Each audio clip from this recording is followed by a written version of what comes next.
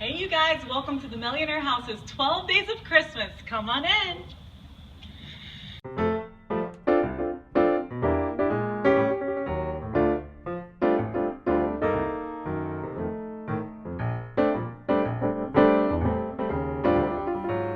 Today I'm sharing the details on our Christmas mantle. Hope you enjoy the video.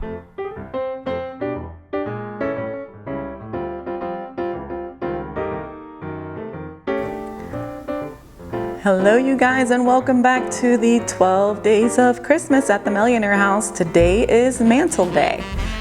We are going to style the mantle today. I'm going to show you how I do it from start to finish, and hopefully you will enjoy this one. I will start by saying that when I designed this mantle, you can see I still have my Christmas tree plugged in there. I designed it to have an outlet in the actual mantle just for the holidays. The tree won't stay plugged in there. We just aren't quite done setting up all the plugs yet.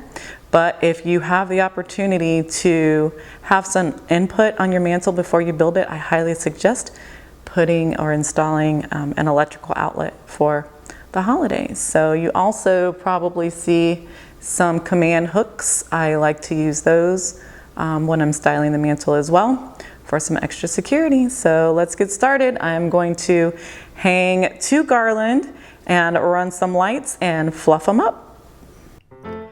Although I've designed some pretty over-the-top mantlescapes in the past, this year I wanted our Christmas tree to be the main event, so I try to keep things a little more subtle this year with the design. This year I ordered a 6-foot eucalyptus berry and pine cone artificial garland. It was not pre-lit, and let me tell you, I will not do that again. But it was actually really pretty, and the way that I measure out my garland for the mantle is just by bending it directly in half. So I'll have 3 feet on the mantle and 3 feet hanging off of the mantle.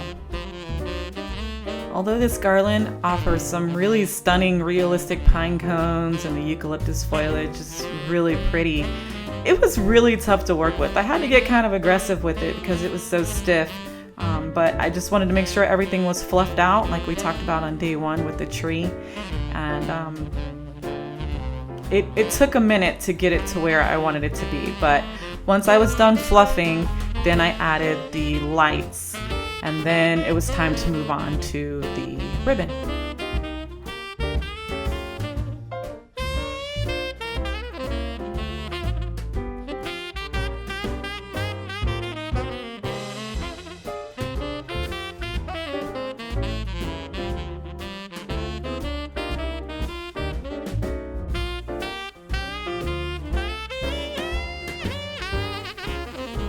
Okay guys, so I've zoned in so you can see that I'm just weaving ribbon in and out. So now I'm going to grab some of the same ribbon that I put on the tree.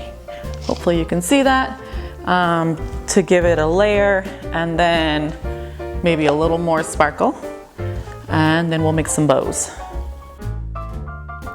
I started with a champagne mesh on the garland this year, which I'd never used before, but I was looking to pull some of the glam elements out of the Christmas tree and spread it across the room. And then I went over that with a layer of the ivory ribbon, the exact same ribbon that I used in the Christmas tree, to fill in the garland a little more.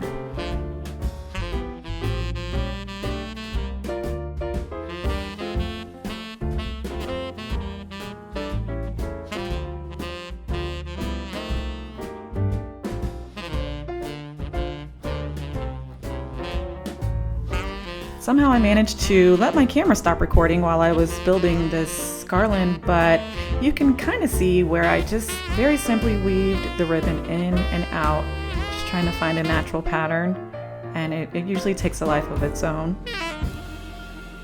And here is another shot for you.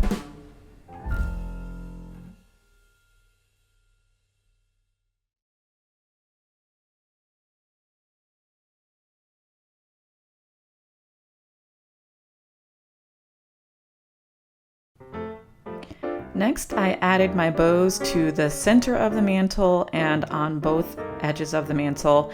I like to make my bows, but it's just as easy to buy them. They're everywhere this time of year in Home Depot and Lowe's, so I think it's just a matter of preference. And then after that, I start filling in the gaps with some more picks. I had these very sparkly pine cone picks, which I thought would be perfect again for that rustic glam element to pull through the room. And so I added those in various places throughout the mantle.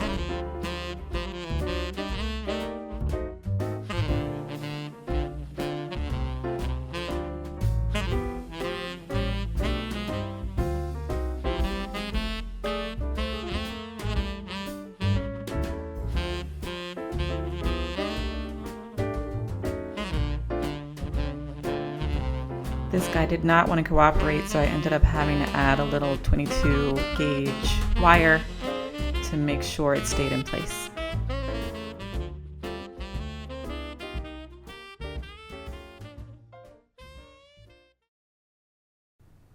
And then to give the edges a little pop, I added some pretty champagne woodsy picks on both sides and some gold picks towards the center as well.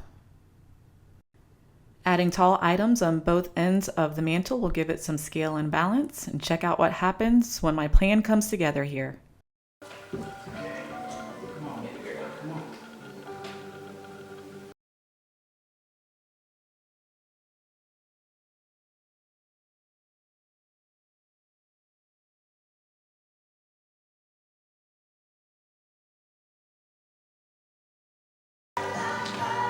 Oh yeah! Please tell me I'm not the only one that gets that excited when something works out in real life the way that it works out in my head. I decided to add one more thin strip of shimmery champagne colored ribbon towards the end of this project, and I think it turned out nicely.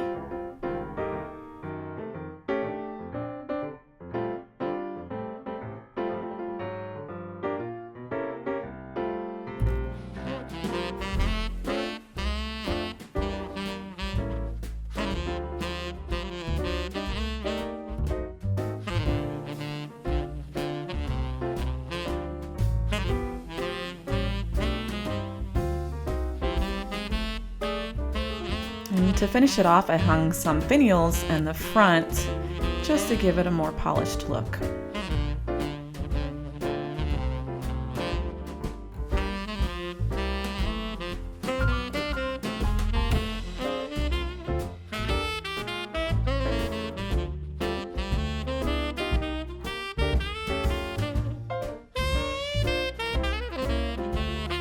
I picked up the angel this year from Kirkland's and the letters to Santa mailbox in the back, as well as the peace sign and the gift boxes in the bottom tier are all from HomeGoods.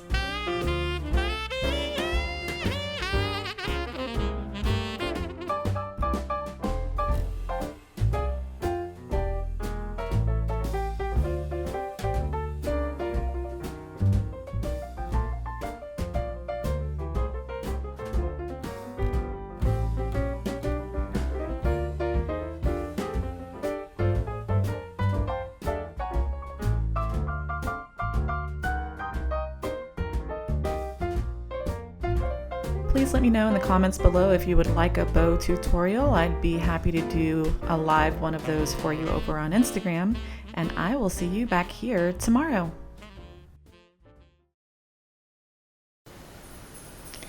This year, as a thank you to my followers and subscribers, I'm giving away a few of my favorite things in the Millionaire House's 12 Days of Christmas giveaway. A Von Chef Parisian cocktail set, 2 Pier 1 martini glasses,